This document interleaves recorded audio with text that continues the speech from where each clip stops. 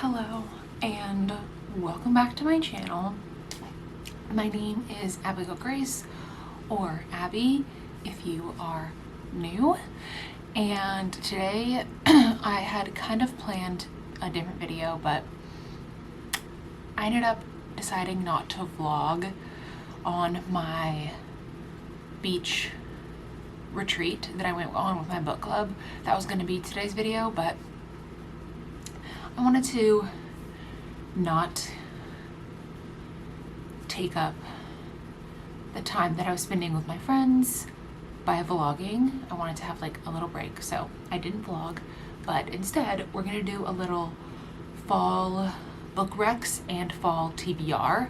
So I have a list on my phone and books that I have read that I recommend for fall, and then books I haven't read that I'm planning on reading this year. So we're going to start with the recommendations of books I have read because I feel the most qualified to talk about those. Obviously the ones I haven't read, can't say. So I'm just going to go through this list that I have on my phone. I don't have physical copies of all of these because some of them are right on my Kindle, but the first one is My Roommate is a Vampire, which is like a witchy romance, except it's not witches, it's vampires.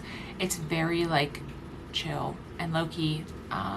The main character, she sees an ad on Craigslist or something, on Facebook or Craigslist or something like that, and it's someone, sorry, I just realized I have this here, asking for a roommate, and the room is absurdly cheap, so she's like, this has to be some kind of scam, but she agrees to go and like see the apartment, and it turns out to be actually a nice place, so she agrees. And as time goes on, she starts to realize like, oh, this is kind of weird. She knew when she moved in that her and her roommate were gonna have opposite hours because he's a vampire. She doesn't know that, but she thinks that he just has like a job where he works nights, and so he sleeps during the day and works at night, but actually he's a vampire. And you find out that he wants her to help him learn about the 21st century because he was like in a coma for 100 years and woke up and doesn't know anything about the modern world. So that's kind of the general premise of that. Again, not scary or anything, just like fun fall romance. Next, I have an actual witchy romance. This is The Ex-Hex, and this is the main character, Nina. She puts a curse on her ex. She puts a curse on him, and then years down the road, he comes back because there's things going wrong in the town. Graves Glen, actually, sorry. And he has to come back to help kind of save the town, and they have to work together to save the town. So again, witchy romance. It's cute. There's other books in this like series. The second one is called The Kiss Curse, which I have on my TBR to read this year, but The Ex-Hex. Next, I have The Scarlet Princess, but really this is a whole series, and there are 2 books coming out that are told from the MMC's perspective this year that I am so excited for, because I have reread this series 2 times now, and the series is called The Lachlan Feuds, and it's like Scottish vibes. It's not Scotland, it's a fantasy, it's a fake world, but it's those kinds of vibes. There's like clans and things like that, and basically our main character, Rowan, she ends up kind of like captured. She's like a princess in one kingdom, and she ends up captured by one of the clansmen in the other kingdom, and in order to figure out what they're going to do with her, they hold like a clan summit, and she ends up being, I actually can't say. I was about to say a spoiler, but there's romance, there's good and evil, and it's a little bit of a slow burn. There's one bed, there's like a who hurt you, there's so many good things. There's light magic, like nothing crazy, very easy to understand, a good intro to fantasy because the world is not super complex. So I recommend this whole series. I love it. Next, I'm going to talk about the Six of Crows duology. So obviously they made a show based on Shadow and Bone, but they have the Six of Crow characters in that show. So you might know these characters, but these are better than the Shadow and Bone trilogy. This found family is top tier. If you love found family, this is so good. There's romance. It's like a mission oriented. The first one's very mission oriented. The second one is too, where they are like have a journey and they're trying to get something. They have come up with this whole elaborate plan. You think it's going wrong, but it actually turns out like that was the plan all along. So it's great. I love this duology and it's perfect for this time of year. Next is A Botanist's Guide to Flowers and Fatality. This is actually a second in a series. I don't remember what the first one is called, but this whole series is very much like, it's historical romance, but the romance is very light. It's mostly just like historical fiction. She's a botanist and she used it to kind of solve crimes. It's just very cozy and whimsical kind of. So it feels perfect for this time of year. Next is This Book Kills, and this is a YA murder mystery thriller-esque. I don't really think it could be classified as thriller because I do think it's mostly murder mystery. Someone ends up dead. Our main character is a suspect, but she's also trying to figure out what happened. There's a whodunit kind of deal. It's kind of dark academia vibes because it's set at a prestigious boarding school. So those are all perfect things for fall.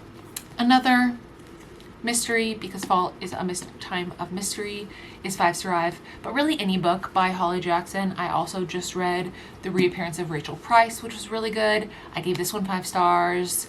Her Good Girl's Guide to Murder series is a 5-star series, but this is a standalone, so you don't have to get into a whole series if you don't want to. You can just read this by itself, and it's 6 kids.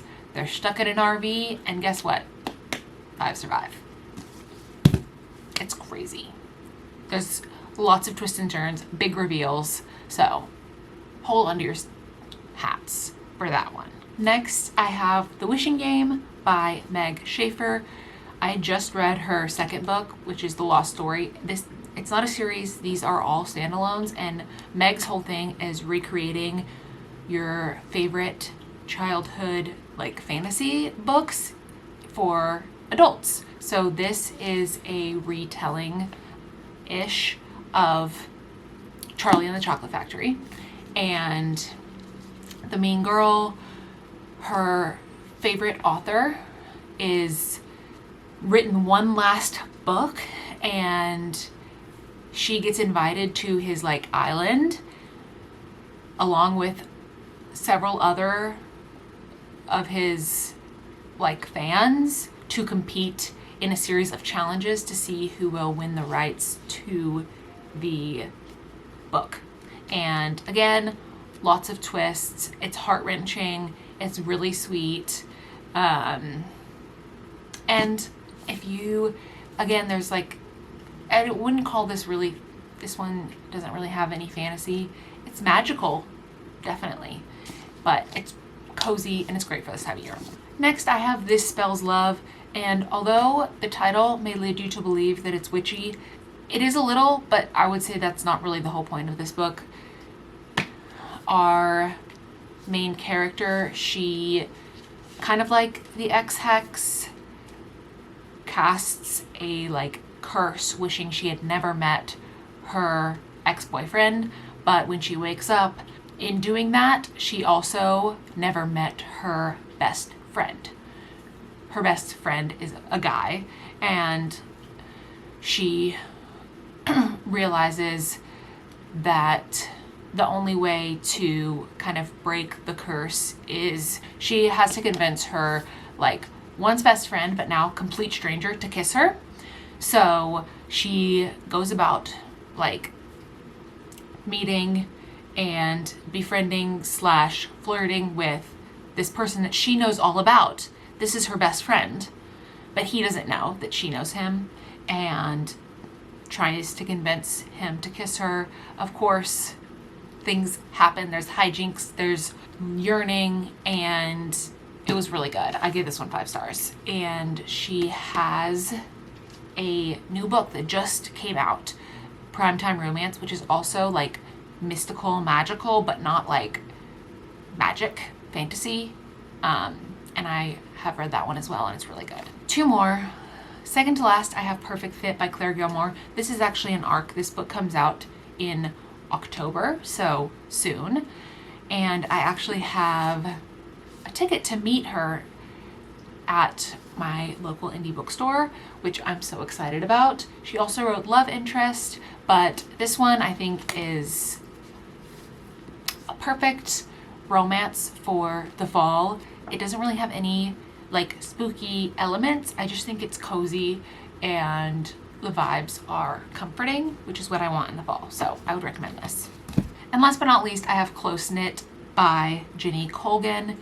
If you haven't read any Jenny Colgan, I highly recommend. She writes, all of her books are set in Scotland, and they're all just so cozy, but specifically Close Knit is set on this little island in northern Scotland, and our FMC is like part of a knitting group. She was raised by a single mom. There's a little romance, but it's also kind of like coming of age, but she's also already an adult. Anyway, it was really good, and that one also semi-recently came out, but really any of Jenny's books I highly recommend. Now we're gonna move on to my fall TBR. So I'm gonna kind of fly through these because I haven't read them. I don't really have anything to say about them except that I want to read them. So first I want to read The Ministry of Time. Haley fam loves this. I've heard nothing but good things, and it kind of gives the same vibes of The Wishing Game to me, like magical but not fantasy, and that is really intriguing to me. The cover is also beautiful, so that draws me in. Next is Death at Morning House. This is by Maureen Johnson. Sorry, I had to look at my shelf. I have other books by her. She wrote the Truly Devious series, and this is standalone, totally separate. It's her first like standalone that's not part of that series. It is a new-ish release. I am on the wait list for it at the library, and it's like 16 weeks long. So it's been apparently very popular. And it's a mystery book. All of Maureen Johnson's books are mystery books, and the vibes look good and spooky and perfect for this time of year. Next is Haunted Ever After. Again, I'm on the wait list for this at the library. I saw Destiny talking about this in her fall TBR video, and it's giving like spooky, witchy romance, but just cute and lighthearted. So I hope it's very good. We'll see. This is not really a fall themed book, but it comes out this fall, so I'm including it on here, and that's Lost and Lassoed, which is the 3rd in the Rebel Blue Ranch series. I'm so excited for it. I love that series, and I love the covers. I think it's going to be amazing, and even if it's not, I will get a physical copy because they're beautiful. So that's Lost and Lassoed. Next, the most anticipated book probably ever, but definitely of this year, is Nothing Like the Movies by Lynn Painter. I love better than the movies. I will say it's probably my favorite book of all time. Like, if I had to pick one book, it would be that to recommend to anyone. You should go read it if you have not. But the sequel comes out October 1st, and that's next week. I don't even know what to do with myself. I'm so excited. I am so nervous. I'm hoping it turns out good for Wes and Liz. I know it will, because Lynn Painter has promised there's a happy ever after for them, but I know it's going to be a little painful for me to see these characters again, and I just hope they get the ending that they deserve. Next, as I mentioned when I talked about the X-Hex, the Kiss Curse is on my TBR for this year. There's only so many months out of the year you can read those kinds of books, so I'm doing it this year. The X-Hex was good. I'm gonna want to continue the series, so Kiss Curse is next. I recently read A Novel Love Story and The 7-Year Slip by Ashley Poston. So her third and final book that I have not read is The Dead Romantics. So The Dead Romantics is on my TBR. I feel like it's kind of magical. I don't want to say witchy because it's not, but like all of her books have an element of like magic in them, and that's perfect for this time of year. So I'm excited because I loved her other two books. I gave The 7-Year Slip 5 stars and A Novel Love Story 4.5 stars, so I have high hopes for that one. Next is The Love of My Afterlife, keeping in the theme. I don't think this one's witchy, but I do think it's like magical. The main character like dies but ends up in like a kind of like purgatory space and thinks she meets the love of her life, and she gets a second chance to go back to Earth and like convince that person that they're supposed to be together. I think based on what I've seen, that might be totally like coming from nowhere, but I think that's it. Also, The Lost Ticket by Freya Sampson. I have seen Allie Hazelwood post about this several times, and it's just getting sweet and cozy. Like, I don't necessarily think it has anything fall to do with it, but there's like an old man, and it's like finding his lost love, and that's just like adorable and heartwarming, and that's what I want. So I hope it's really good. Next, I am tentatively thinking I will read Ninth House by Leigh Bardugo, who wrote the Six of Crows duology. Ninth House is totally different. It's a little scary. It's very dark academia. I know there's magic, and my friends from my book club in Birmingham raved to me about it.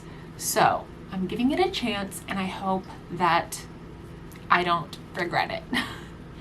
I'm scared. I'm sure it'll be good, but it might take me a little bit to get into it. Also, Heather McClary loves that book, and I trust her with my life, so hopefully it's good. Now we're getting into books that I actually physically have with me, and the first is going to be Firekeeper's Daughter. This is, again, a mystery, and the main character is an Indigenous person.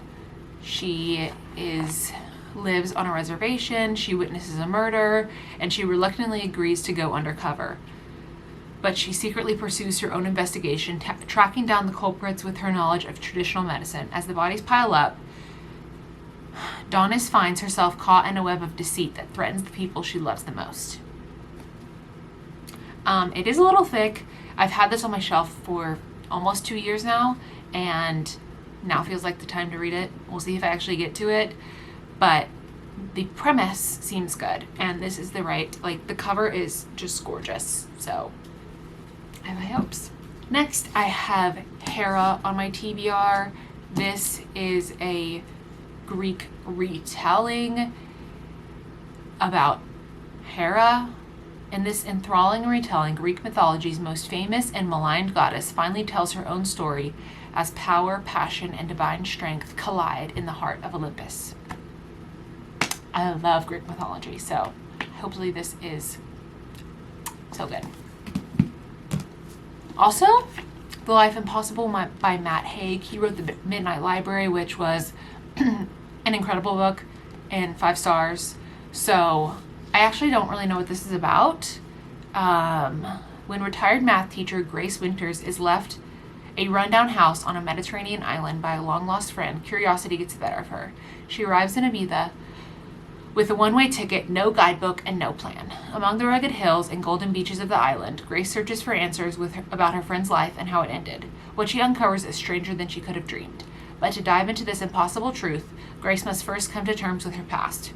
Filled with wonder and wild adventure, this is a story of hope and life-changing power of a new beginning. This might not be super folly because it's set on an island, but it just came out and I want to read it this fall. Next is The Unmaking of June Farrow. If you've noticed a theme, I have a lot of Book of the Month books on here. I really want to get through some of my Book of the Month books that I have on my shelf. So I want to read this. It's a fantasy and Haley Pham loved it. A woman risks everything to end her family's centuries-old curse, solve her mother's disappearance, and find love in this mesmerizing novel from the best-selling author of Spells for Forgetting. Sounds amazing. Another Book of the Month book that I've had since 2022. So we're finally going to get to it. It's a reimagining of Peter Pan. It says, in this beautiful reimagining of the classic, one woman must take on the infamous Peter Pan, who is not the innocent adventurer the fairy tales make him out to be, to save her daughter's life. So it follows Holly Darling. She's the granddaughter of Wendy Darling, who is the main girl in Peter Pan. Darling Girl brings all the magic of the classic Peter Pan story to the present, while also exploring the dark underpinnings of fairy tales, grief, aging, sacrifice, motherhood, and just how far we will go to protect those we love. It sounds amazing and like perfect for this time of year. I love a retelling. So speaking of retellings or reimaginings, I have A Daughter of Fair Fiona, which follows none other than Romeo and Juliet's daughter. Romeo and Juliet's daughter is a clever, inquisitive, fiercely independent young woman in fair Verona, told from the delightfully engaging point of view of the captivating Rosie Montague herself. So, can't wait. I've also got Maybe Meant to Be by K.L. Walter. I actually don't really know what this is about, but the cover is giving fall vibes, and I have really enjoyed The Summer of Broken Rules and What Happens After Midnight. I think I give both of them 5 stars, if not like 4.5. If Charlie and Sage are meant to be, why can't Sage stop kissing Charlie's brother? And why can't Charlie stop thinking about kissing the new boy at school? It seems like it's set at a boarding school, which I love, and it's a little romance. And I hope it's set in the fall because that's what the cover is telling me it is, so I'm excited about it. And then I have 2 here that aren't officially on the list, but I'm hoping to read really soon, so I'm going to include them. And that is Beneath These Cursed Stars. This is like a companion to the These Hollow Vows duology, which I finished earlier this year. It follows like the sister of the main girl from that book. It's a YA fantasy. I hope it's really good. Another fantasy is Immortal Longings by Chloe Gong. Again, I read her other 2 duologies, which are These Violent Delights and Foul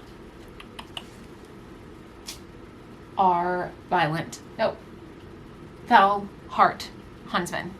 Whatever. I'm getting the names confused, but I've read those and I really enjoyed them. They're both 5-star like duologies for me. And this should be amazing. This is a adult fantasy. So her other ones are in fact YA fantasy. So this is her adult fantasy debut. It's inspired by Shakespeare's Antony and Cleopatra, which These Violent Delights and Our Violent Ends are a Romeo and Juliet reimagining. So it's a fiery collection of collision of power plays, spilled blood, and romance set amid a deadly set of games. Seems amazing. So with that being said, we have come to the end of this video. I hope this gave you some ideas of what to read this fall and something to look forward to in future videos when I hopefully read some of these books that are on my TBR. I hardly ever set a TBR because it's hard for me to stick to it because I'm very much a mood reader, but we're going to try our best and at least get through, I'm going to say, half of the books that I said are on my TBR. Maybe I'll get through all of them, but maybe not. I'm not going to beat myself up if I don't.